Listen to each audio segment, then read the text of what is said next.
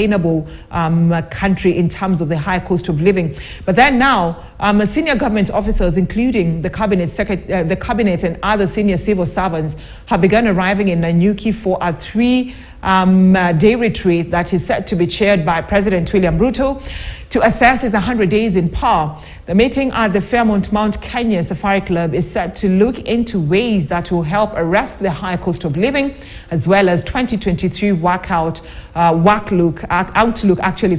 outlook for the government, as the president seeks to strategize on how to run the country. Top on the agenda, according to sources privy to the retreat, is how to bring down the skyrocketing cost of living. The members of the advisory council will take them through the Kenya Kwanza manifesto, establishing gaps and what needs to be worked on, with each ministry expected to outline its agenda for the year and how they plan to deliver. The meeting will also look into the first 100 days by Kenya Kwanza government, weeks after President Ruto came under sharp criticism from Azimio la Umoja One coalition leader Raila Odinga, saying the government failed Kenyans in the first 100 days in office. Number 5. All right, so away from that, and Wiper leader Kalonzo Musyoka says he does not have intentions of joining President William Ruto's administration, and that he has not been approached to serve in any capacity.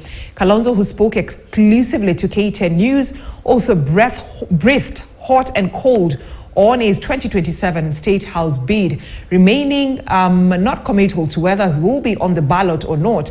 He has, however, admitted that his supporters are pushing him to vie in the 2027 elections.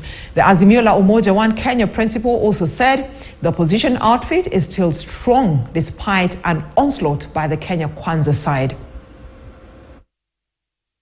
Are you going to run for office in 2027 as president? My candidature, therefore, would depend on the consultations.